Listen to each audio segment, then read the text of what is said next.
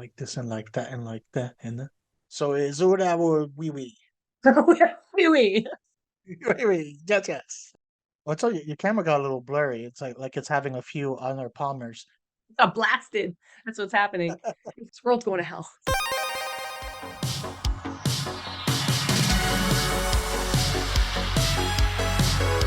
Very nice Christmas sweater.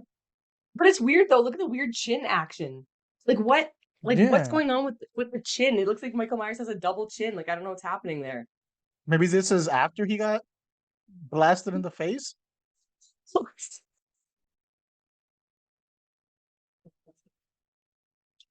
That was me trying not to use the violent word. It's just that I'm going in the whole other direction. Yeah, yeah, that's still flagged.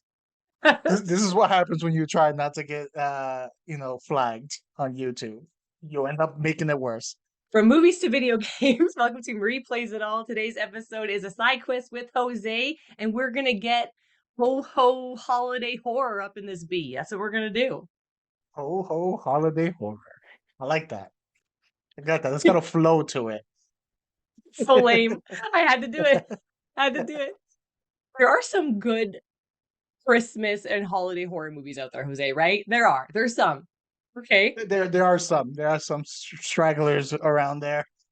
There are some stragglers. And then when I was like, hey, we should do a Christmas or holiday horror episode, shouldn't we? Talk about some really good ones, our top three. I have a confession, like I have two, and then I've been trying. I've been trying to watch all these horror Christmas movies, and I'm like, I'm gonna find my third gem. I'm gonna find one, and all these ones got good ratings. It's slim pickings out there. It's slim pickings out there, Jose. It isn't a strong sub genre in itself. I Yeah. feel like it is something that's hard to do because it there's so many elements to like a Christmas horror movie that it's going to be hard to satisfy like everyone, and like I feel like you need a right balance of it Hmm. because you don't want it to be just a straight horror movie because then you can't can you really call it a Christmas movie? So you need to throw in some Hmm. Christmas elements. But then if you get too Christmassy and forget about the horror, then that isn't good either. On top of that, you need some cheer or silliness incorporated within it because that's for Christmas. But then again, you also need a little bit of viciousness to appease the horror part. It's kind of like I mean, I don't bake a lot. I know you've baked some things, so you would know better than me. But one Hmm. thing that I've heard from everyone who bakes is that unlike cooking, is any imbalance in the measurement, and you've just like destroyed the entire thing. While with cooking, you have a little more flexibility. Like I would say, Christmas horror movies would be like baking. You need to have the perfect balance of every like ingredient that you're putting into it. Yes, thank you. Because I was just gonna ask, like, why is it so difficult to make a horror Christmas movie? Why and what are the elements that you need to make it good? And you just came out of the gate and just said that was awesome. Like, I'm in your didn't need to head. ask. I know. I'm You in your see, I'm just head. like blasted. When you are watching these Christmas horror movies, what is your ratio of ingredients that you need to make it? Like what feels really Christmassy but also horror to you? Like what is that what is the recipe that you need to make it feel like a good Christmas horror movie? That's tough. I mean, I don't know about the exact like ratio or anything like that. We need exact measurements in tablespoons and cups and everything. No, I'm just kidding. Just like I You don't know have to what be like elements do you look for. 37.8%. Uh Hmm. Hmm. Uh, no, okay, so I'll just say like what I feel for me you need to include. Hmm. Okay. So Yeah. first you need uh it needs to take place around Christmas, of course, like Hmm. Christmas time. Hmm. You need some silliness in it. Again, that's for the Christmas part. You do need some silliness in it, where that's where the comedy element works too. I tend to like Christmas horror comedy blends Yeah. more than straight Christmas horror. So you need a little bit of the silliness. You need some of that Christmas like cheer. Mm. Um, and then for the horror part, though, again, you need something, some creepiness to it, whether it's an aesthetic creepiness or a little bit of tension attached Mhm. to it, but something that's going to give you some form of a easiness to balance out that silliness to it, because you want to get too silly, but you don't want to get too creepy. It's tough. It's tough. There is a point where it gets like too much, and there's also a point where it's like it's not enough. It is like a recipe that needs to be perfected, and it's very hard to do. It is really hard to do. Yeah. And I think another aspect of it, and I think this leans towards the Christmas aspect of it, is you need some kind of relationships aspect to it, whether it's Mm. like a family component or like good friends component, because that's part of the Christmas is, Mhm. the spending time with, like the loved ones. You need some kind of that. So you can't really have a Christmas movie with just like one person on their own taking on the elements. Right. Yeah, there's like that, yeah, the sense of togetherness and the warm coziness that Christmas brings. I think that you can even get that aspect sometimes in just the atmosphere of the movie. If the atmosphere is really like glowy, decorated, nice, and like the music like Christmassy, and you throw some horror in there, I really love that because then there's like the balance of the fear and the comfort. I love that in even horror movies that aren't Christmassy, but when you add that like comfort and joy of Christmas with like the fear and tension, ooh, I love that concoction. That's a good mix. Yeah, that contrast, that like Yeah. push and pull that you go Mm. back and forth with. Yep. That's what you need. Jose, top three. Are you going in order? Like third to your favorite? No, no. This is No order? just how it Okay. is. I will say kind of similar to you. I have two of my list are I can say they're Christmas horror favorites because I have watched them during Christmas time multiple years. So they are Okay. favorites. The third one is more one that I like, more newer discovered, Mm. but I don't know if it will become a Christmas favorite. I'll find out if like next year I have the inkling to like watch it again. Then that's how I'll know it'll become a Christmas favorite. So I will preface it with that. I'm gonna go from older to newer. The Okay. first one that is definitely a Christmas favorite because I've watched it so many times, especially around Christmas time, is Gremlins. Yes. Good one. Good Love one. Good one. Good one. love Gremlins. Definitely a Christmas movie. It does give you, you've got the little monsters. The creepiness isn't off the scale, but then you still have these little creatures terrorizing like this town. So there is some kind of sense of danger there. There's definitely the silliness. You get it more with Gremlins too, the silliness, but you get that aspect of it too. Even though it's ridiculous, the whole um her whole story with like Santa and why she hates like Christmas and all of that. Uh, because I think like one element you see in a lot of Christmas movies is the disbeliever, and Hmm. so this gives you that. You've got the disbeliever in there who's kind of forced to like embrace like the Christmas movie.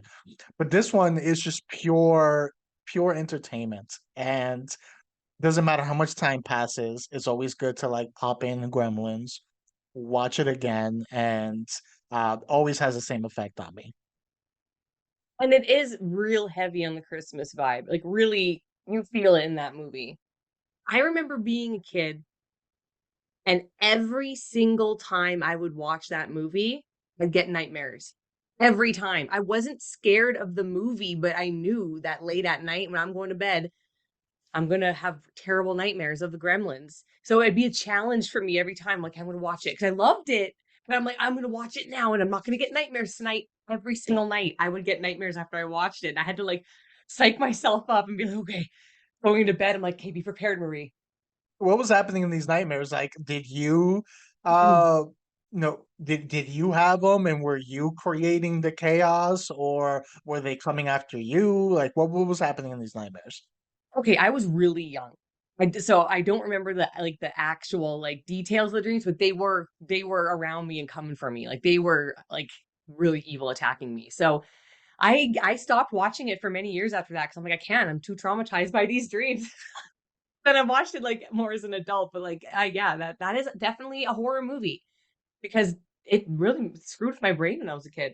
Even though it had a level of silliness, if you compare like the first and the second one did lean more into the horror. The first one, and then while the second one was just like, we're not doing another one. Let's just go all full out silly in there, and then they went for it. But that first one blended it better than what the second one did. Mm, that was a good blend. It was a good mix. Okay, so I have two that I actually really, really love. Like actually love. And then I was like struggling for a third one that I'm like, this is a really good movie. And the Gremlins would be on there too. I would be like, yes, that is one that's actually good. And okay, I'm just gonna use my third one as an honorable mention that I just watched recently because it wasn't terrible and there's aspects of it that I appreciated. And that movie is called A Christmas Horror Story. And it is on like Tubi and Prime and everything like that. It's not great, okay? By any means. Okay, so it's kind of they kind of call it like an anthology movie, but to me it isn't an anthology movie because it's not like one story then another story like Trick or Treat or Creep Show. It's not like that. It's different stories happening at the same time and it goes back and forth between the stories, but they're kind of tied together. At the end you find Kind of like Crash, and like the Christmas version of Crash. yeah, kind of like Crash, kind of. So there's like a Krampus type story in it. There's a changeling type story in it with a kid. That there's some creepy aspects in that one. There's some haunted school type story, which was my least favorite part of it. And there's also a weird Santa story with zombie type elves. And these are all happening at the same time. And then there's these parts in between with William Shatner, who's a radio DJ. And let me tell you, William Shatner is just gold in this movie. And when it shows his scenes, it looks so Christmassy. There's the Christmas lights all around, and he is just so funny in this movie, just like dry humor funny. This was a version of Krampus that I wanted to see in the actual Krampus movie. It was like a menacing, like beefy, scary Krampus, like fighting.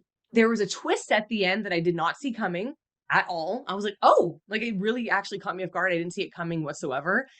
There's some scary aspects. The Christmas element is pretty heavy in every story except the like haunting in the school story isn't very Christmassy. But I would say if you want to just like have fun and not think and then have like a twist ending, a Christmas horror story is okay. I would just like give it a shot. I feel like you can apply that description to like 90% of movies on Tubi. Shut off your Yeah. brain and just enjoy Yeah. and not think too much about it. It was okay. Yeah. After watching like a bunch of other Christmas horror movies, I was like, this one's like better than other ones I've seen. I tried to watch one last night. That was just, I couldn't do it, Jose. Is that I the couldn't Black get there. Friday? No. No, Okay. no. Anna and the Apocalypse. Oh, man. Okay. So it has pretty good ratings as far as Christmas horror movies go. It's a musical, which I don't like musicals unless they're like done in a very specific way. I'd never watched Glee or anything. I'm not into that. This was very like teeny bopper Glee. The script was terrible. I couldn't do it. I had to shut it off. Like I had to shut it. I couldn't do it. And then the apocalypse, man. I just can't. I couldn't do it. I tried so bad. I will admit, I saw that one in the past. Ooh, I I did not like. don't remember anything from it. So take that as you will. I don't know if it was I just didn't care for it, that I just like blocked it out or what, but I do remember seeing it in the past, but don't ask me what happened in it. It's just like zombies. And they're like, oh, it's like Shaun of the Dead, but like with Christmas. No, no, it ain't. Don't do it. Unless you really love musicals, then maybe do it. But when the first song kicked in, I'm like, I'm embarrassed. I can't watch it. And then Black Friday, when it had Bruce Campbell in it and Devon Sawa, and it is dumb. Like it is stupid. It is so dumb. But I was entertained. I was entertained, but it was That bad. one you finished it. So that one's above and then the apocalypse. Yeah, it didn't have singing, so it was okay. But A Christmas Horror Story is not bad, except there is some pretty bad acting in that movie. Just, again, it's on Tubi. Also on Prime, but it's not Tubi exclusive or anything. But maybe if you want something just like fun, do it. We'll have to check it out. I'm curious. I'm curious about it. Sometimes I like to have those brainless, no thinking, hey, that was okay Yeah. movies. Yeah. I mean, there's some good, it has some good moments in it. I'll put it that way. And some really uncomfortable moments too. Like one scene, I was like, please don't do this. Please don't do this. And they didn't really do it, but it was very uncomfortable. That's all I'm gonna say about it. As a mother, I was like, "Ugh!" Like, so I was feeling that way. All right. Well, I feel this is a good transition into my next movie. Mm-hmm. Uh, it's going to be Krampus, I the knew it. 2015 version of Krampus. For anyone who hasn't seen it, it has Adam Scott, which I always find entertaining, and one of my favorite scream queens, Toni Collette, is in it, which you can't go wrong with Toni Collette. But yeah, this movie I actually just rewatched it yesterday again. I watch it pretty much every Christmas, like holiday. The premise for anyone who hasn't seen it is this kid kind of loses the Christmas spirit because of his like dysfunctional family, and they are dysfunctional. Kind of think beginning of Home Alone and what a mess like that family is. Kind of like that. And this causes this like you know horned like beast that likes to punish the naughty to pretty much come after the family. So that's the general premise of Krampus. But I really like it. This movie for me balances both the Christmas and the horror element pretty well. You've got a lot of silliness, which I like, and then you also have some legit like creepy aesthetic like moments in it.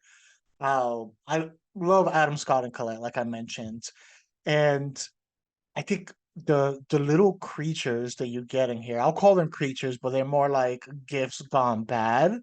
Like the design on them is like really cool. Like the Jack in the Box in it is That like legit creepy. that is good. Um yeah, I like the little gingerbread cookies come to to life. You're attacking them. Uh, so you do have some good elements. Is it a perfect movie? No, there are some underdeveloped characters. Some characters that probably could have used a little bit more attention, and some that could have used a little bit less. But I like the lore that it kind of establishes. I like the wise old grandma that kind of, is battle tested and knows everything. And then I do like how the movie ended, where you kind of get this happy, not happy ending to it. And I guess, it's up to how people want to interpret it, if it's more happy or if it's more like not happy to it. So that's why this one is like my vote. It made me laugh. There was some moments where I was like, "Ooh, okay, that's pretty cool. That's creepy cool." And good lore and good ending. And I know you did not like this movie. No. I I also love Adam Scott so much, and I also love me some Toni Collette so much. The cast super good. There are some aspects about it that I appreciated. As a whole, as a movie, it wasn't my thing. Wasn't my thing. I don't know. I think there's a lot of opportunities missed in that movie, and I feel like there was some like build up to stuff that never came to fruition. It just feels like the idea and stuff about the movie and like how it was written, the story was like meh, but they had like a big budget. So they had like all the graphics and the actors and everything. But I like that you like it, Jose. I appreciate that you like this movie. Well, it is a very simple concept, but for me, it works, especially again for what it is. You're gonna compare this to Christmas horror movies. Yeah. Uh, that's out there. This is gonna be an upper tier within that category. Yeah, it's a very well produced Christmas horror movie, which there aren't many out there at all. Trust us, we've been looking. So my next one, okay. This might be kind of cheating, Jose, because it's not a horror. It's a action comedy thriller, but I consider it to be a little bit horror because of the gore aspect in it and the violence. That is the movie Violent Night. Oh, yeah, you are kind of cheating, but go on. Am I though? Am I though? Because am I though? It's action gore, I don't know where to classify this because to me this is like an adult, not not really horror because a lot of the gore too is caused by a good person. but I'm hey, cheating. let's go with it. Let's go with it. I'm so cheating because I have to That talk that about this movie. that shows like what we're working with here. We have to kind of skirt outside the lines a little. Seriously, this is it. We and like I said, we've been trying, we've been digging, and a lot of dirt. This movie, first of all, I watched it for the first time. What was it like last week? And I watched it again last night, and I think I'm going to watch it again before Christmas comes. And it was my first time watching it this month, and it's going to be a staple every single year for me now because this is one of my favorite Christmas movies ever. Now, I love it, love it. Okay. So it's Ooh. basically, yeah, I think it's a perfect adult Christmas movie. So, oh, anyway, I'll get into it. I have notes. David Harbour, people mostly know him from Stranger Things. He plays Santa, and Santa is losing his joie de vivre. He's losing his Christmas spirit. Kids these days, all they want is money, video games, like gimme, gimme. It's all about greed and stuff. So he's like, "What am I doing?" He's like all drunk in it for a bit, and he stumbles upon this rich family who is in distress because they're being basically robbed by these like terrorist type people. Are they terrorists or just like bad robbers? John Leguizamo is so good in it, by the way. Yeah. They're like, Bad how do you guys, classify them? criminals. Yeah, just bad guys, okay? Just bad Yeah. guys. And he's stuck in the house, and then there's a little girl in the house there as part of the family. And then there's all these aspects of the movie where it's like this warm family touching moments. And then Santa and her end up communicating in the house via walkie-talkie. It's just I'm not gonna explain it. And then he basically has to save her family, and Santa has a backstory where that makes him a badass, and it's just about people finding holiday spirit and the Christmas spirit and saving Santa and saving the family, and it's beautiful. I think the gore and some of the deaths in this movie are some of my favorite that I've seen in a movie. I'm right to the point where I'm like, oh no, yeah, get like I was just like cheering. I was like, this is so awesome. There's some like nods to some holiday classics in it, especially Home Alone. There's a whole grown up Home Alone scene. I don't want to give too much away, but there's like a Home Alone scene in it. And it's like way more graphic than Home Alone. And I think it's perfect. They even do a nod to like Return of the Jedi in the woods. Like it's just like it has everything. I just love this movie.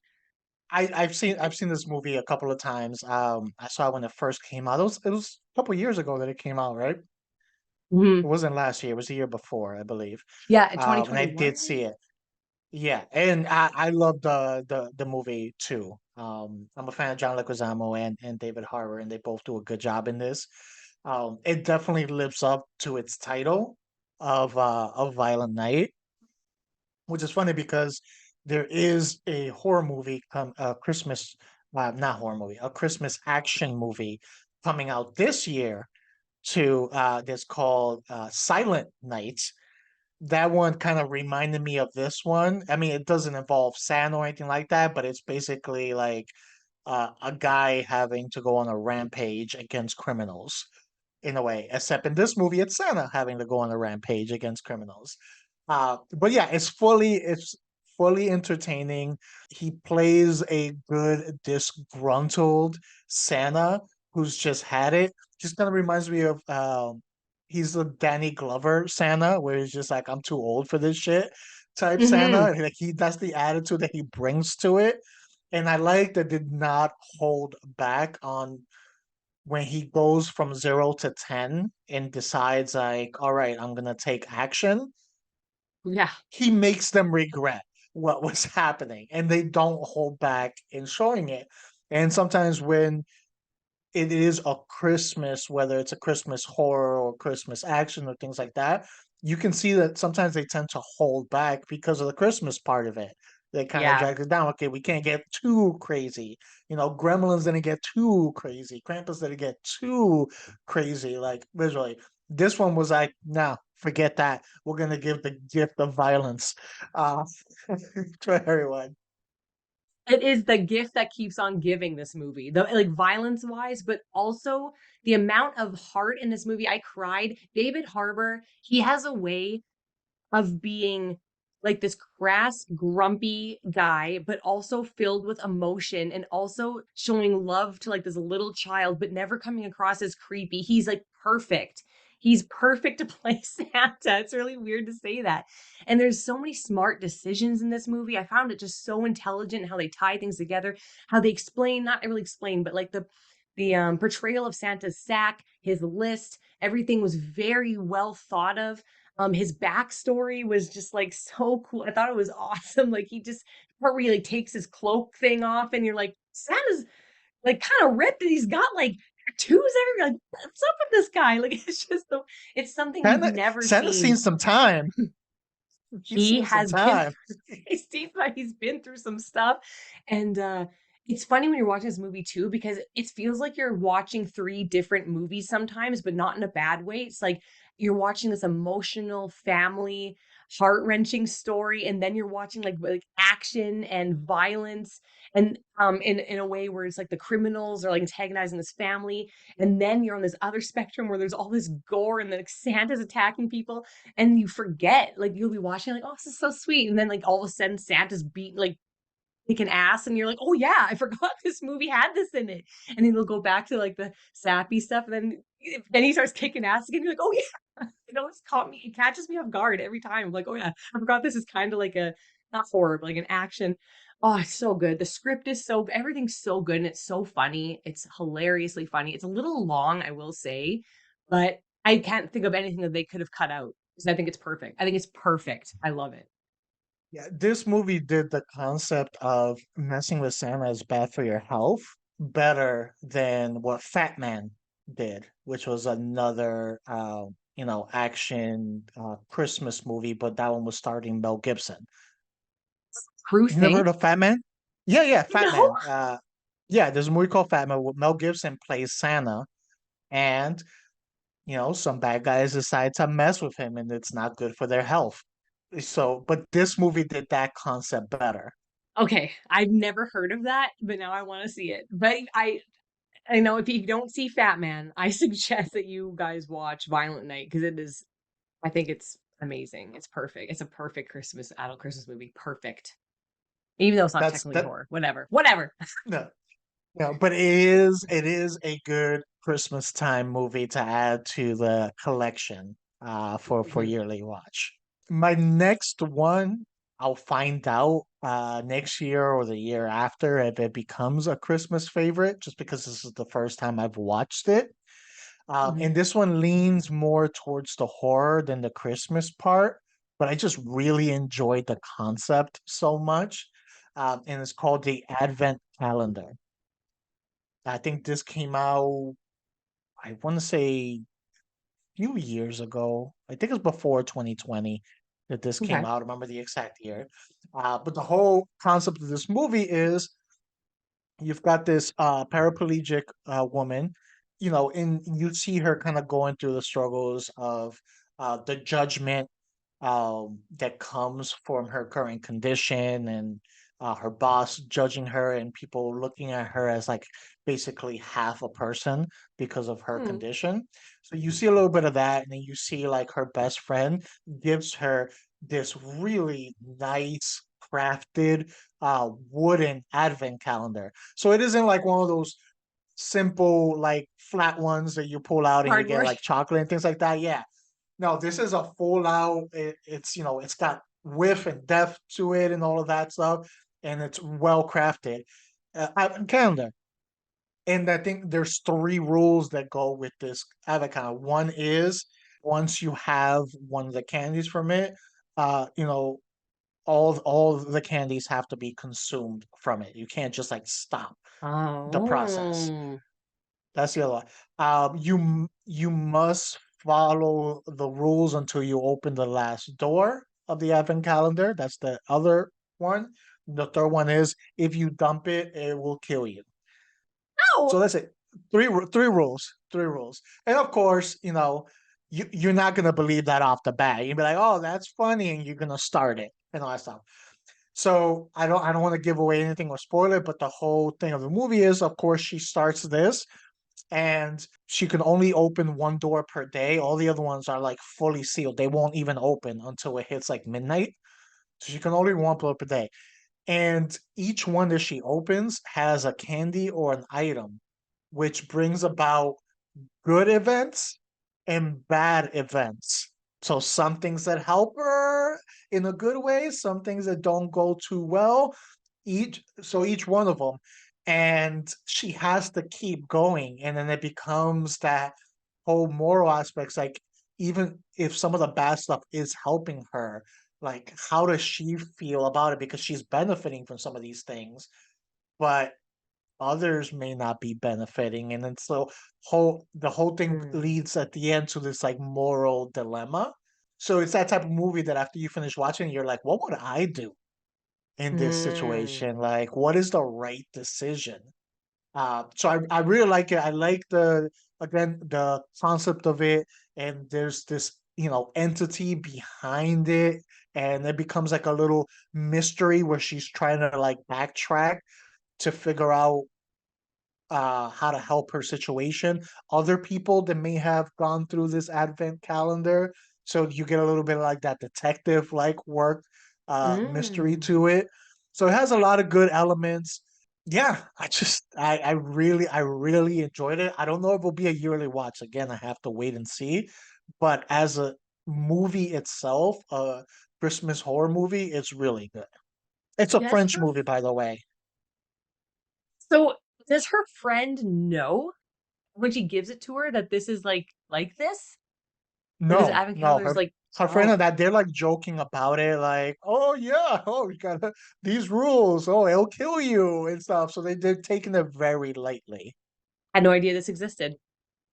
So Yeah, that sounds good. it's worth it. And definitely you gotta let me know what you think. I hadn't heard about Oh. this either, and it's been around for a few years, so it's like very under the radar, I guess. And then it was brought up to me, and I was like, let me give it a try. I'm still formulating my list for this movie, and I was like, okay, all right, I like this. It overtook another movie that I was gonna use in this category. Ooh, share. What Wh- was that movie gonna be? Well, this movie you also know of. It was gonna be the one of like, let me find out was gonna be Better Watch Out. Right. For anyone who hasn't seen Better Watch Out, that one I think is from like 2016, 15, something like Yeah. that. And yeah, basically it's like this kid and his babysitter have to deal with a home invasion, but not everything is what it seems. That's all I'll say about that one. But that one actually is also a really good, it's not like monster horror or entity horror. It's more like home invasion in danger like type horror. That one's also worth the watch, for the way it plays out. My one complaint about that one is it doesn't push. It doesn't push the envelope. It doesn't go there. It doesn't go where I think if it really went there, would have been elevated the movie a lot. Like how we say Violent Night pushes it, like it goes there. But this Which one is doesn't really so go there. weird because Better Watch Out is a rated R movie.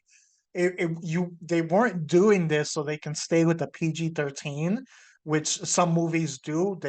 They lower it down to get into the PG-13 so they can get more people in the seats because of the Mhm. less restrictions. Not like that matters. Like, do theaters even really care about these restrictions? Uh, but they do that. But this was already there. You had to read it R. Ooh, you Mhm. could have pushed it. And no, I agree with you. The In that movie, the third act is what kind of deflates the movie a little bit because they don't push the envelope enough.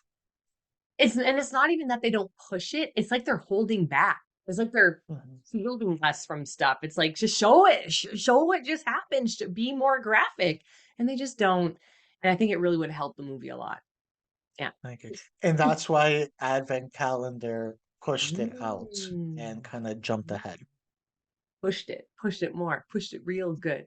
You know what? I'm really Mm. surprised you didn't mention. I didn't put it on my list because I felt you were gonna put it. Black Christmas, the Hey, did I get 70s. to my number one yet? Did I get to my number one yet? No. And guess Wait, what? uh-oh. It's Black Christmas. It's Black Christmas, of course.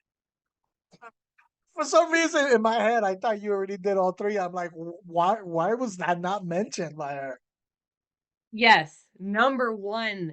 Absolutely, my heart. The 1974 only. I haven't seen any other remakes of Black Christmas, and I won't.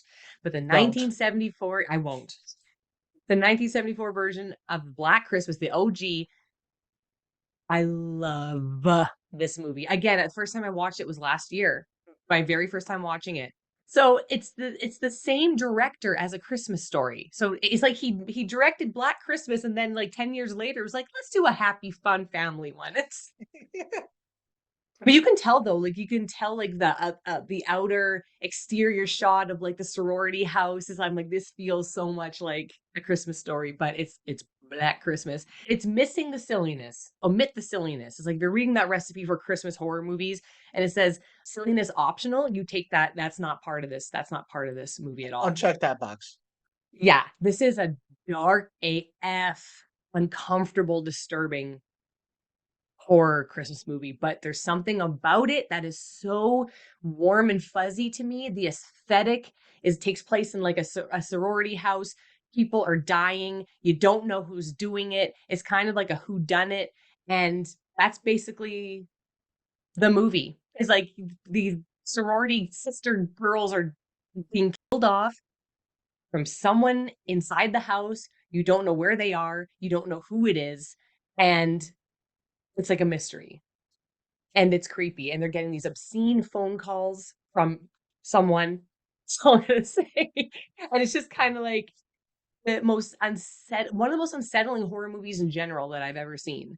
And the fact that they had that Christmas element thrown in there, I think Black Christmas is a perfect movie too. Like it's perfect in a different way than Violent Night is perfect. I haven't watched it yet this year, but I'm gonna. It's a little bit of a slow burn, but if you're into horror movies at all, even if you're not into Christmas horror movies, you have to watch Black Christmas. Feel like it's just a staple. You got to watch it. It's amazing. Yeah. And you need to watch this version. So originally I had seen the newer version first. Uh, because someone had told me watch Black Christmas is good. They didn't tell me what year of Black Christmas to watch. So I found a new one and I watched that one. I was just like, yeah, I don't know, but this isn't that great. I was like, don't ever recommend the movie to me again. Um, it's a, Well, but I remember I went back to it, I'm like, that was I'm like, I really didn't like it. It was very bland. Like that was it. It was just there. And they were like, well, which one did you watch? Did you watch the 70s version? I'm like, no, that piece of information would have been better if you would have shared at the beginning. So then I ended up checking it out and I was like, this is way better. I think one of the strongest aspects of this movie is that it does so much with so little. You are basically in one location. This isn't a large like area. There isn't a ton of people, but they were able to, take that and the simplicity of the movie and add so much tension and creepiness to it. And I think that's the strength of this movie is it doesn't try to do too much. It takes what it is doing it does it well, and it doesn't try to overcomplicate that.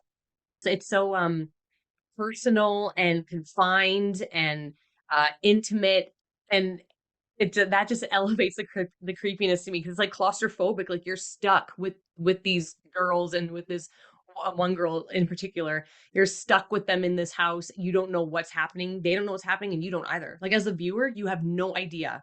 You're like lost. You're like, I don't know who it is, and you think you know who's doing it, and then you're like, but is it? Like even at the end, you're like, well, could it be? Like it's just it's brilliant. It's like it's so good. And did you watch the one? Isn't there one with robots or something? There's one with like a robot cult or something like that. A Black Christmas No, I remake. mean, no, that one I did not see. I mean, I did see a Christmas movie with robots, but that was Bloody Christmas Bloody, and so, so that was a animatronic Santa gone wrong. It's not Christmas Bloody Christmas. Or nope, yep, you're right. Christmas Bloody Christmas. Bloody Christmas Bloody. Love it. As I was saying it, I'm like, that doesn't sound right, but I know there was two of one thing. But yeah, Christmas Bloody Christmas. That sounds a lot better. Yeah, because it's like Sunday Bloody Sunday is like that U2 song. So it's like Christmas Bloody Christmas, right? I watched the trailer the other day and I was like, what? Once the laser eyes started happening, I was like, oh It's dear. so it's so ridiculous, but that's the thing. It knows that it is. Mhm. And I give extra points for a movie when it knows what it is and it doesn't try to be something else. It goes in, it's like, all right, I'm about an animatronic Santa that goes on a rampage. Don't take me serious. It's one of those movies that I was just entertained watching the ridiculousness of it. But it's not a great movie. But if you're ever bored and just want to watch something to laugh at, that's a movie that's good to laugh at. I feel the moral of this episode in the end is make more quality Christmas horror movies. We need more of them. What that means and how you do it, we don't really know, but we know it when we see it and when we feel it. It's very hard to do. And anyone who tackles a Christmas horror movie, I commend you because it is a tough recipe. That is like you're gonna do like a Christmas bake off and you're gonna take it on yourself and you're gonna try to make that. That's like what we're trying to make like a Christmas horror movie is. Like that is daunting. That is It's kind of like, daunting. have you watched those like bake shows? Hmm. Like British Bake Off or things like that. I've seen a few episodes here and there, and it's kind of like they get given this project to do. This is your like theme to do, and you always get the ones who uh give you the bare minimum, but it's really really good. But then Mm. you have the one that just takes the risk. It's like I'm going for the moon. Like I'm gonna give you ask for like a small home. I'm giving you a castle cake, like type stuff. They go for like the moon, and it either turns out really well and they're winning that round, or it becomes a complete disaster and they're at risk of being sent home. There's no middle ground with it. That's what Christmas horror, especially also Christmas horror comedy movies are. You're shooting for the moon. You're putting it all on the line, high risk, high reward. Unless you take something simple and perfect it and it's just like this not nothing too fancy, it's just as simple but has the most delicious scrumptious bite. That's Black Christmas 1974. And then there's that. And all the other Christmas movies are the other way. It's like, I'm just gonna all the sprinkles and all the glitter and like a gingerbread castle. Let's go. What's in the cupboard? Bring it all. We want to know what your favorite Christmas horror movies are. And are there some that we didn't mention? I know there's lots out there. There's lots out there that I haven't seen that are like apparently like classics that I just can't find or I haven't seen. So tell us down below favorite Christmas horror movies. And if you've seen any of the ones that we mentioned, do you agree? Do you disagree? We want to know in the comments below. Yeah, give us some recommendations. We want to watch more, and we still have some time in December. So give us some recommendations that we can still watch this month. I just discovered Advent Calendar thanks to a recommendation. So what else do we got out there? Thank you for watching this side quest episode with Jose, where we got what did I say? Ho ho holiday horror and merry and bright and I'm trying to think of like rhymes and Oh, frightened. Yeah, horror holiday day yeah, that. day day. You can find more of our content on our YouTube channel, Not a Strong Start, and you can listen to us anywhere you listen to your podcast. You can follow us on Instagram and Twitter at Not a Strong Start. You can follow me on Instagram at Replays It All. And you can follow me on Instagram No at this cute, is me number. no set. I'm like, follow me at Replays It All. And then Up to you stare. now, Jose. Up to you now. End scene for me. You go. And never stop playing and never stop trying to dig to find those Christmas holiday horror movies because they're out there. There are some gems. It's gonna take some digging. It's gonna take some digging in the dirt. I'll sift through to find some gold and frankincense and myrrh. Oh, yeah. Get blasted with all that Christmas movies.